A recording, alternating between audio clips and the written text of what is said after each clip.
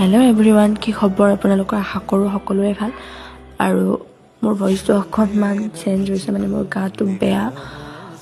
আৰু গা বেয়া হ'লেও মানে আমি আগৰ পৰা আমাৰ প্লেন আছিলে যে আমি ছানডে'লে মা কামাখ্যাৰ দৰ্শনলৈ বুলি ওলাই যাম। আৰু আমি গ'লোঁ 4:30মান বজাত আমি ওলাই গৈছোঁ ঘৰৰ পৰা। আৰু চাওক গাইজ, মানে ইমানখিনি ভিৰ আছিলে, মানুহে ইমানখিনি কষ্ট কৰি ইমান ৰাতিতে আহিছিলে, কিমানখিনি দূৰৰ পৰা বহুখিনি আহিছিলে মানুহ, আৰু বহুত ভিৰ আছিলে।